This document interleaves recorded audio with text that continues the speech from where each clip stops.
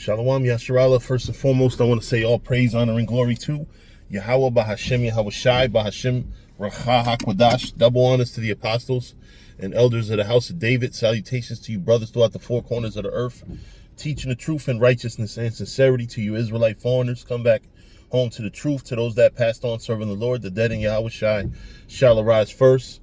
To the sisters who believe, keep supporting and encouraging your brothers out here risking our lives. And to the sister, always commemorate the sister who washed Yahweh Shai feet when you read the scriptures. All right, I'm going to read the scripture real quick. Then as I drive, I'm going to discuss it. Ecclesiastes 7:16. Be not righteous over much, neither make thyself over wise. Why shouldest thou destroy thyself? Be not over much wicked, neither be thou foolish. Why shouldest thou die before thy time? All right, what I wanted to discuss with that scripture, we all know that, you know, when you teach, hang on one second.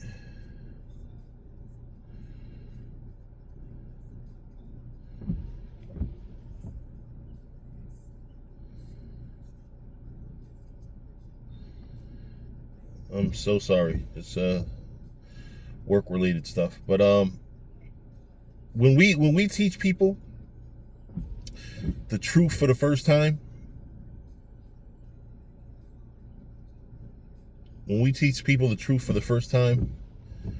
we have to be mindful that the same principles that apply to us apply to them. So you have to kind of baby a brother that you teaching that's brand new, that doesn't know. I'm gonna give you an example of when I failed to do that. Me and a bunch of brothers, we got such a kick. We had a brother that was in high school still. I mean, at this point, he's probably over 40, or at least close to 40. But when he first came into the truth, he was still in high school. He was about 16, 17 years old. So he was about 4 or 5 years behind us. And he would go to school and say things like, he used the F word for sodomites, and he said that they should die. And he would get into it with people at school, and we thought that was the coolest thing. Like, damn, he's really rolling in the spirit. But come to find out, you know, when you mature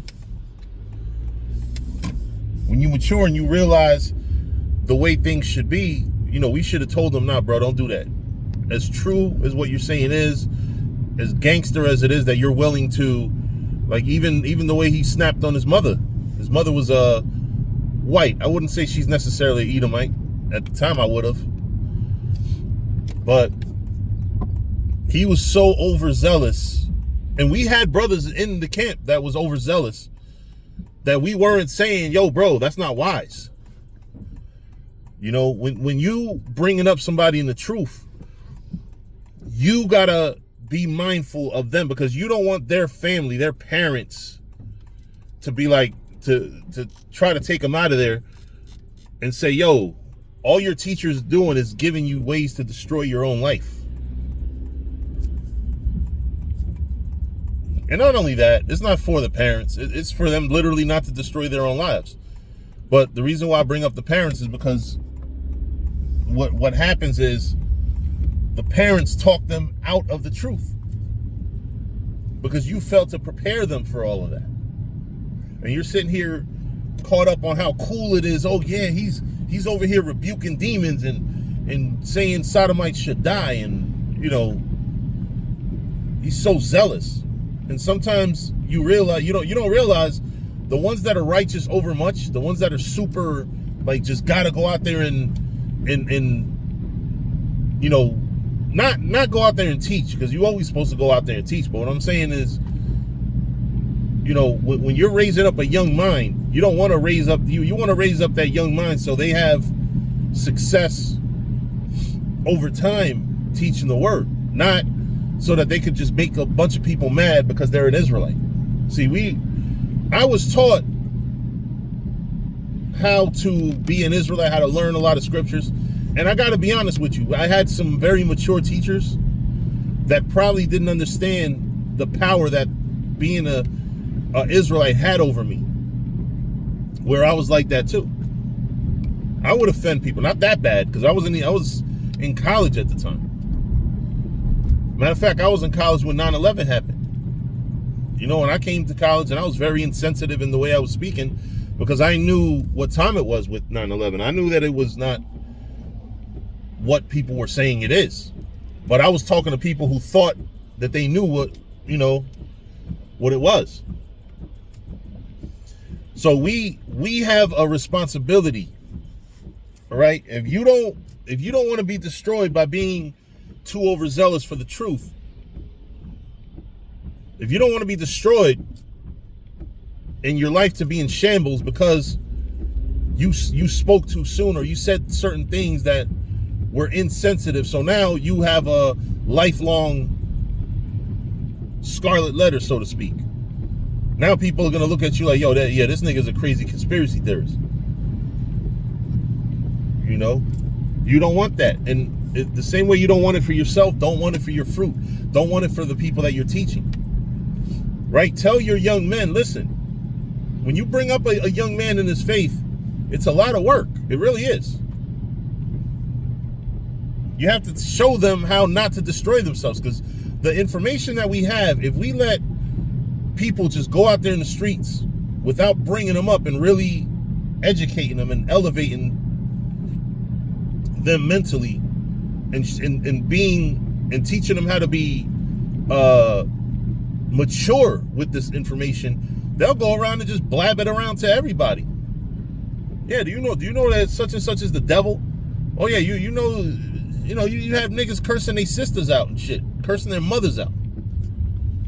You know, so you have to be very careful how you present this word and what you instruct your young people to do. And definitely you have to make sure, as best as you can, that they are not just out there carelessly saying things that are true. Because it's one thing to tell the truth, and it's one thing to say things that are true. Right? I could go out there in the world and say, hey, Esau's the devil around a bunch of Edomites.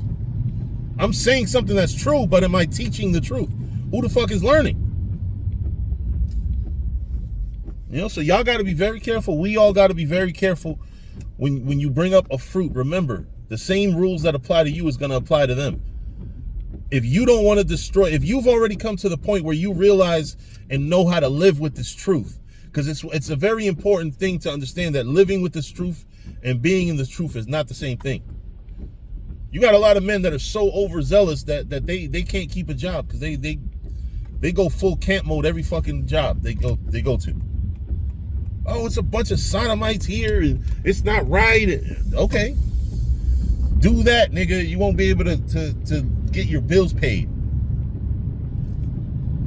You got to know when to fight the fight. Some niggas don't understand.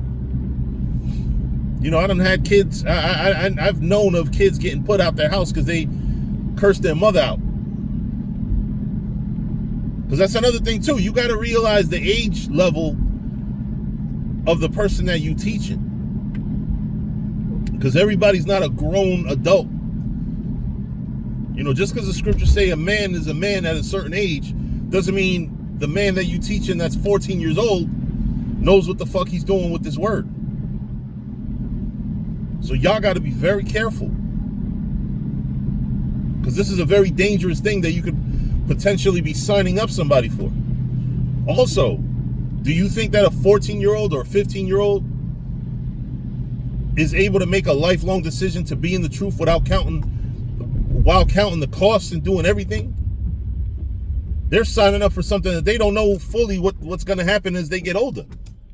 You know, I signed up for this truth at 20 years old, and I don't regret it one bit. But you're going to have men that are going to sign up for this truth at a young age and be like, damn, if I knew I was going to have to give up all this or all this was going to be the problem, you know, because you don't want to trick people into the truth. Those are the ones that are going to fall out at some point and blame you for it. You know, we don't want to come across like we're fucking cult leaders and trying to fuck up the minds of the young to the people, even though we're the ones that's actually teaching them the truth, right? But what I'm saying to you is you have to bear the infirmities of the weak. You have to bear the infirmities of the weak. You have to understand that sometimes you're teaching somebody who's not fully matured. And it could be an 80-year-old, a 90-year-old. They don't have to be a kid.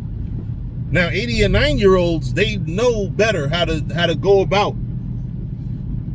you know, but it don't matter. You got to, everybody that comes in this truth through you have a responsibility to bring them up and show them how to be mature. Because this thing is so powerful, it can actually destroy your life. It can actually destroy your life. Like, man, I used to tell my mom she's a Moabite. And tell her she's going into slavery. I mean, now in my maturity, I might tell her, hey, you know, you might be Israelite. I will definitely not tell her she's going into slavery and all that. But we have to, not only as we teach maturity to one another, we have to bring up our young men and women.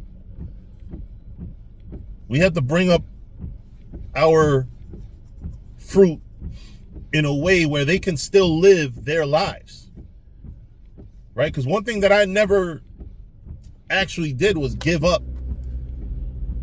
I'm not going to say give up my life. Like, I gave up sin. But when I came in this truth, I understood, listen, you still go to work. You know, I was in school, keep going to school until this thing gets destroyed. We're still here. We still have to live a life. And that's what we have to make our fruit understand, and make your young brothers understand. Don't be righteous over much. Don't go to work and go into full camp mode.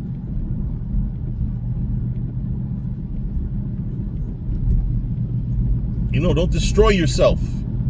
Don't destroy yourself.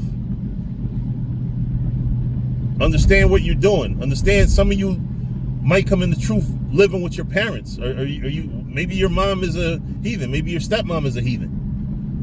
You know, you gotta be very careful. Don't raise hell in the house if you know you gotta live there. Same thing. Don't raise hell at your job if you know you gotta work there. I used to try my best to avoid touching pork. I used to take, like, because I worked in a grocery store named Stop and Shop, right, as a cashier. So people used to have me ring up all types of abomination, scrapple, pork shoulder and shit. And I used to pick up bags, or I used to take plastic gloves, and people thought it was the weirdest thing. You know, but I didn't tell motherfuckers, yeah, you're not supposed to eat pork. You know, on occasion I did help a Muslim out, because a lot of times they would buy something, not read it all the way through. They might buy like a beef sausage, and I'm like, yo, you know this got pork in it, right? You know, but subtly, you know, you don't just, again, you don't go into full camp mode. Yeah, the Lord doesn't want you to eat pork. How you call yourself a Muslim, you eating pork? Like, they don't even know. And a lot of times they were thankful for that. You know, oh shit, is pork casing? Yeah. You know, but that's it. You know, that's my lesson for the day. I want y'all to understand. You know what I'm saying? You have to, when you teach this word, you don't just teach the word. You know, it's part of it is, and Esau has a whole curriculum in their schools. They want you to be their way. They teach you from start to finish how you gotta be, how you gotta act. Those of you that went to high school and college, you know you had them extra classes, or sometimes they took you out of a class to go to sit in some seminar. You know, because they want you to be their robot. Well, as an Israelite, we want to bring up our young men where they know the truth, but they don't destroy themselves with it. Young men and women. You know the truth, But you're not going over there saying and doing careless shit because you just know it. Oh yeah, I know the truth. I know the truth, but what good is knowing the truth if I'm going to destroy my life with it? If I'm going to go around and say, yeah, sodomites should die, and you know what I'm saying? No, we have to use our wisdom. And when we teach a young fruit, you got to remember, they don't have all the wisdom you have. They haven't lived with this truth.